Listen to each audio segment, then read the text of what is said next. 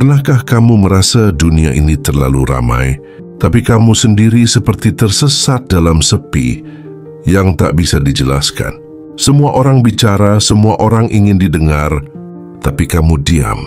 Bukan karena tak punya suara, tapi karena kamu memilih mendengar lebih dalam, termasuk pada suara hatimu sendiri. Di balik diam itu, ada potensi yang menunggu bangkit. Potensi untuk menjadi bukan sekadar cerdas, tapi berbahaya. Berbahaya bukan dalam kekerasan, tapi dalam kejernihan pikiranmu. Berbahaya karena kamu tetap tenang saat yang lain panik. Berbahaya karena kamu memilih mengerti daripada bereaksi. Dan itu bukan sesuatu yang lahir dalam semalam, tapi dibentuk oleh cara berpikir, cara hidup, dan cara memahami dunia. Marcus Aurelius bukan hanya seorang kaisar. Ia adalah contoh bahwa kekuatan sejati bukan soal posisi atau jabatan, tapi soal kemampuan mengendalikan diri di tengah badai yang terus datang. Filsafat yang ia tinggalkan bukan teori kosong, tapi peta hidup untuk jiwa-jiwa yang ingin kuat tanpa menjadi keras, tenang tanpa menjadi pasrah, tangguh tanpa menjadi sombong. Stoikisme bukan jalan untuk menjadi sempurna, tapi jalan untuk menerima kenyataan tanpa kehilangan kendali atas diri sendiri. Karena dalam hidup, kamu tak bisa mengatur apa yang terjadi, tapi kamu bisa mengatur bagaimana kamu merespons. Dan kadang itu lebih dari cukup untuk menyelamatkanmu dari kehancuran. Jika kamu benar-benar mau belajar memahami bukan hanya dunia, tapi dirimu sendiri, maka percayalah, ketenanganmu akan jadi kekuatan, kesederhanaanmu akan jadi perlindungan, dan cara kamu berpikir bisa mengubah arah hidupmu selamanya. Video ini bukan sekadar cerita tentang seorang filsuf. Ini adalah ajakan untuk melihat hidup dari sudut pandang yang lebih dalam, lebih jernih dan lebih kuat. Dan dengan segala kerendahan hati, aku mengajak kamu untuk menyimak hingga akhir. Mungkin ada satu bagian, satu kalimat yang bisa mengubah cara kamu menjalani hari esok.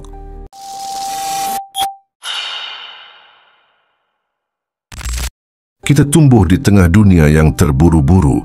Dari kecil kita diajari bahwa hidup itu perlombaan, siapa cepat dia menang. Siapa lambat akan tertinggal dan dilupakan. Padahal, hidup bukan tentang menjadi yang paling duluan, tapi tentang siapa yang tetap berdiri setelah semua kelelahan. Dan itu hanya bisa terjadi jika kamu punya satu hal, kendali atas dirimu sendiri. Marcus Aurelius pernah menulis, "You have power over your mind, not outside events. Realize this and you will find strength." Kamu mungkin tidak bisa mengatur cuaca, omongan orang, pengkhianatan teman, bahkan kehilangan yang tiba-tiba datang. Tapi kamu bisa mengatur reaksimu. Di sanalah kekuatan sejati mulai terbentuk. Bukan dari menang atas orang lain, tapi dari menang atas diri sendiri. Banyak orang terlihat kuat dari luar, berani bicara, tegas bersikap, lantang membela diri. Tapi tidak semua orang bisa duduk diam dan menghadapi pikirannya sendiri. Tidak semua orang bisa menerima kenyataan tanpa mengeluh, menyimpan luka tanpa meracuni orang lain. Itulah mengapa orang yang benar-benar tenang terlihat berbahaya, karena mereka tidak perlu membuktikan apapun, tapi kamu tahu mereka paham lebih banyak dari yang mereka tunjukkan. Orang-orang seperti ini tidak reaktif. Mereka tidak terjebak dalam emosi sesaat. Mereka tahu kapan harus bicara, kapan harus diam. Dan ketika mereka bertindak, itu bukan karena dorongan impuls, tapi karena kesadaran yang matang. Inilah hasil dari latihan batin, dari penguasaan diri yang tak kasat mata, tapi terasa dalam segala hal. Di dalam buku hariannya yang terkenal, Meditations, Marcus tidak sedang memberi nasihat kepada dunia. Ia sedang menasihati dirinya sendiri. Menulis untuk mengingatkan dirinya agar tetap rendah hati, tetap bersabar, tetap adil, meskipun ia seorang kaisar, karena dia tahu Musuh terbesar bukan di luar tembok kerajaan, tapi di dalam pikirannya sendiri. Berapa kali kamu marah karena hal sepele? Berapa kali kamu menyesal karena keputusan yang kamu ambil saat emosi menguasaimu? Itulah titik lemah manusia, dan stoikisme mengajarkan untuk mengenal titik lemah itu. Bukan untuk ditakuti, tapi untuk dihadapi. Latihan menjadi kuat secara batin bukan hal yang instan. Ia tidak bisa dibentuk hanya dengan membaca kutipan atau mendengar motivasi sesaat. Ia dibentuk dari pengulangan, dari keteguhan, dari proses sunyi yang tidak dilihat siapapun. Setiap kali kamu ingin membalas hinaan tapi memilih diam, itu latihan. Setiap kali kamu ingin menyerah tapi memutuskan tetap jalan, itu latihan. Dan setiap kali kamu merasa tidak dianggap, tapi tidak membiarkan itu meracuni hatimu, itu juga latihan. Latihan menjadi seseorang yang tidak mudah digoyahkan. Markus menulis untuk dirinya sendiri setiap hari. Bukan karena dia lemah, tapi justru karena dia sadar bahwa kekuatan sejati butuh pengingat yang konsisten. Ia tahu bahwa dunia bisa mengacaukan pikiran siapapun, bahkan seorang kaisar. Maka dia memilih untuk kembali ke dalam dirinya, bertanya, apakah aku adil hari ini? Apakah aku rendah hati? Apakah aku dikendalikan oleh nafsu atau oleh kebijaksanaan?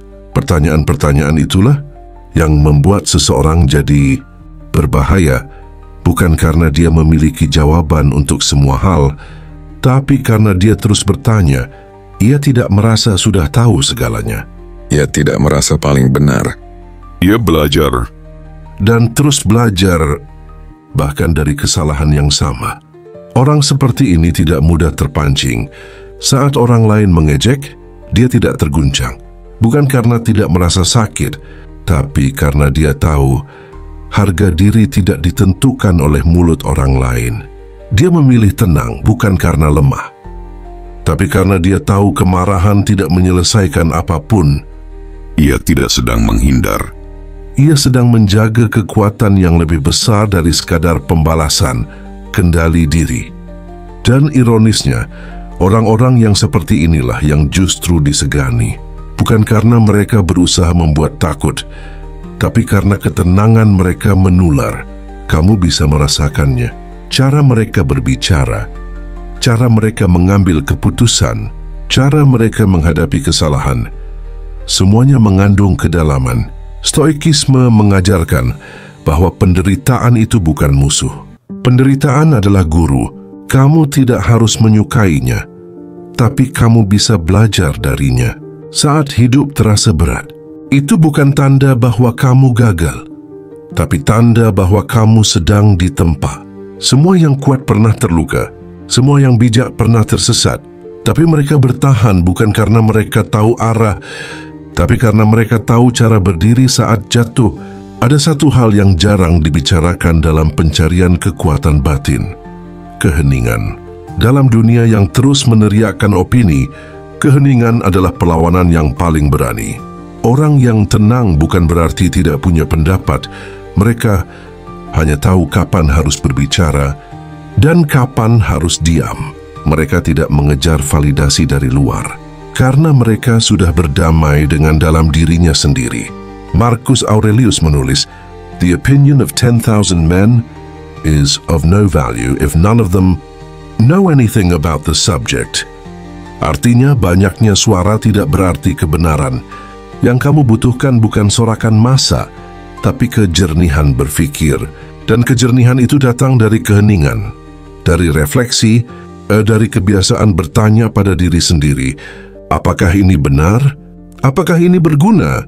Apakah ini mencerminkan siapa aku sebenarnya? Berbahaya bukan berarti menjadi sosok yang menakutkan, tapi menjadi sosok yang terlalu dalam untuk ditebak, terlalu stabil untuk diguncang, dan terlalu sadar untuk dimanipulasi. Kamu tidak mudah tersulut, kamu tidak mudah dibohongi, dan kamu tahu bahwa tidak semua hal perlu dibalas dengan emosi. Orang-orang yang seperti ini bisa membuat keputusan sulit tanpa kehilangan hati nurani. bisa bersikap adil bahkan saat marah, bisa berkata tidak tanpa merasa bersalah, karena mereka tahu menyenangkan semua orang bukan tujuan, tapi menyelamatkan integritas diri. Itulah yang utama. Latihan menjadi kuat secara batin tidak menghilangkan rasa sakit, tapi membuatmu cukup dewasa untuk duduk bersama rasa sakit itu tanpa lari. Dan justru di situ kamu tumbuh. Saat kamu tidak lagi mencari kenyamanan sebagai pelarian, tapi menemukan makna di tengah ketidaknyamanan. Stoikisme bukan tentang mematikan emosi, tapi tentang mengenali emosi dan tidak membiarkannya menguasai dirimu. Kamu tetap bisa marah, sedih, kecewa, terluka, tapi kamu memilih untuk tidak menjadikan emosi itu alasan untuk menyakiti orang lain atau menghancurkan dirimu sendiri. Inilah kekuatan yang sejati, yang tidak terlihat dalam sorotan lampu, tidak diukur dari jumlah pengikut, tidak ditentukan oleh pencapaian dunia, tapi dirasakan oleh siapapun yang berada di dekatmu. Ketika mereka merasa aman, dihormati, dan dipahami, itulah tanda bahwa kamu tidak hanya cerdas, tapi berbahaya. Karena kamu kuat, tapi tetap manusiawi, tegas, tapi tetap berbelas kasih. Dan kini, kamu sampai di titik akhir dari perjalanan ini. Bukan akhir dari segalanya, tapi akhir dari penyangkalan bahwa kamu lemah.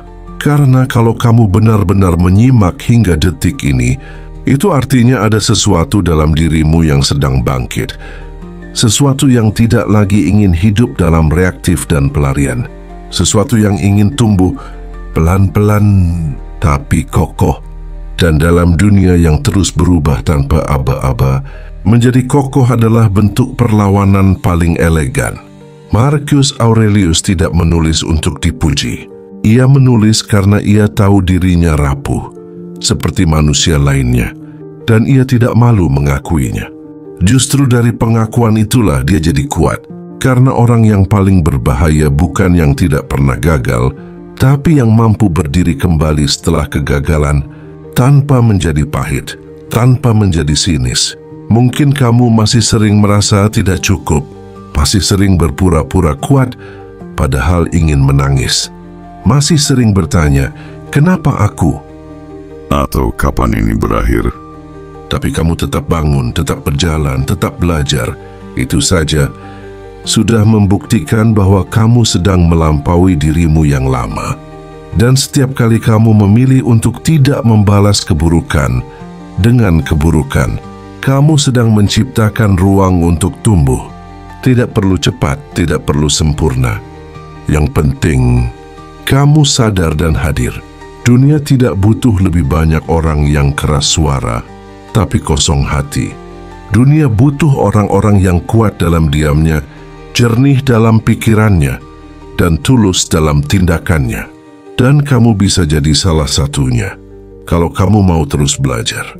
Belajar bukan untuk menjadi yang paling hebat, tapi untuk menjadi cukup bijak, agar tidak perlu membuktikan apa-apa lagi kepada siapapun. Jangan anggap ketenangan sebagai kelemahan, karena justru dari situlah keteguhan dilahirkan. Orang yang benar-benar kuat tidak mengguncang dunia, tapi membuat dunia menghormatinya, karena sikapnya yang tidak terguncang. Dan jika kamu merasa sendirian dalam perjalanan ini, ingatlah, semua orang besar pernah merasakannya. Semua yang sedang bertumbuh pasti merasakannya. Keheningan, rasa asing, ragu-ragu, semuanya bagian dari proses. Tapi kamu tetap di jalan yang benar. Selama kamu terus memilih untuk jujur pada dirimu sendiri. Terima kasih telah menyimak sampai akhir.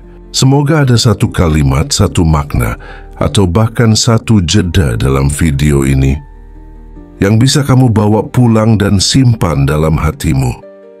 Karena mungkin itu bukan sekadar kata, tapi pintu menuju versi dirimu yang selama ini diam-diam sedang menunggumu tumbuh.